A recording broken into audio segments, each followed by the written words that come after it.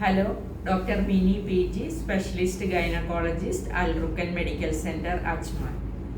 Infertility ട്രീറ്റ്മെൻറ്റിൻ്റെ ഒരു basic കാര്യമാണ് ഫോളിക്കുലാർ സ്റ്റഡി സ്കാനിങ്.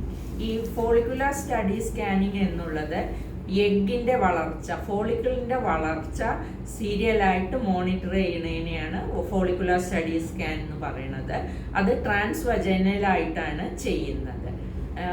സാധാരണ രീതിയിൽ ഒരു പ്രഗ്നൻസി ആവാൻ വേണ്ടിയിട്ട് ഈ ഓവറിയിൽ നിന്ന് ഓരോ ഫോളിക്കിൾ ഡെവലപ്പ് ചെയ്ത് അത് റപ്ചറായി എഗ്ഗ് റിലീസ് ചെയ്തിട്ട് അത് ഫെലോപ്പിയൻ ട്യൂബിലേക്ക് വന്ന് ഫെലോപ്പിയൻ ട്യൂബിൽ വെച്ച് സ്പേമുമായിട്ട് കൂടിച്ചേർന്ന് സൈഗോട്ട് ഉണ്ടായി.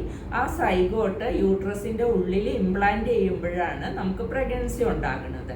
അപ്പോൾ ബേസിക് ആയിട്ടുള്ള കാര്യമാണ് ഈ ഓവുലേഷൻ നടക്കുക എന്നുള്ളത്. അപ്പോൾ ഈ ഒരു സ്ത്രീക്ക് ഓവുലേഷൻ നടക്കുന്നുണ്ടോ എന്ന് അറിയാൻ വേണ്ടിയിട്ടാണ് നമ്മൾ ഫോളിക്കുലാർ സ്റ്റഡി സ്കാനിങ് ചെയ്യണത്. അത് പീരിയഡിൻ്റെ 7ാമത്തെ ദിവസം ഒരു ഫോളിക്കുലാർ സ്റ്റഡി നോക്കും. അപ്പോൾ അതിൽ എഗ്ഗിന് സൈസ് എത്രയുണ്ടെന്ന് മനസ്സിലാകാം. പിന്നെ യൂട്രസിൻ്റെ ഉൾഭിത്തിയുടെ ലൈനിങ്ങിൻ്റെ തിക്നെസ് നോക്കാൻ പറ്റും. അങ്ങനെ ഫോളിക്കുലാർ സ്റ്റഡി സീരിയലായിട്ട് മോണിറ്റർ ചെയ്യും. ഒരു 3 ദിവസം 4 ദിവസം കൂടുമ്പോൾ എഗ്ഗിൻ്റെ സൈസ് കൂടുന്നുണ്ട് എന്നുള്ളത് നമ്മൾ എൻഷുർ ചെയ്തിട്ട് എഗ്ഗ് ഒരു 18 to 20 millimeter ആകുമ്പോൾ സംടൈംസ് ചില പേഷ്യൻസിന് ഓവുലേഷൻ ആകാനുള്ള ഇഞ്ചക്ഷൻസ് കൊടുക്കാറുണ്ട്. അതേപോലെ എഗ്ഗ് ഗ്രോത്തിനുള്ള ഗുളികകളും ഇഞ്ചക്ഷനും ഉണ്ട്. അതെല്ലാം ആ സമയത്ത് നമ്മൾ ഇത് മോണിറ്റർ ചെയ്യുന്നത് കൊണ്ടിരിക്കെ കൊടുക്കാറുണ്ട്.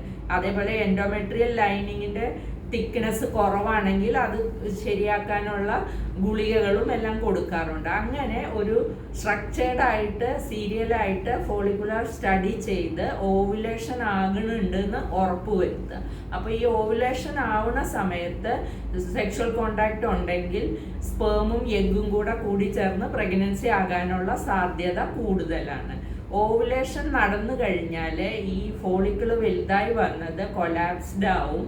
അതേപോലെ കുറച്ച് free fluid around uterus and ovaries കാണാൻ സാധിക്കും. അതേപോലെ എൻഡോമെട്രിയലിൻ്റെ ലൈനിങ്ങിന് കുറച്ച് ചേഞ്ചസും വരും. അപ്പോൾ അങ്ങനെ നമുക്ക് ഓവുലേഷൻ ആയി എന്നുള്ള കാര്യം എൻഷുർ ചെയ്യാൻ പറ്റും.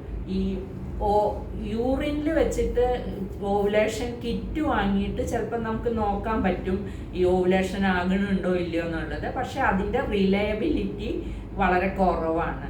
ഈ സ്കാനിങ് ആണ് ഏറ്റവും ബെസ്റ്റായിട്ട് നമുക്ക് ഓവുലേഷൻ ആയി എന്ന് മനസ്സിലാക്കാൻ പറ്റുന്നത്.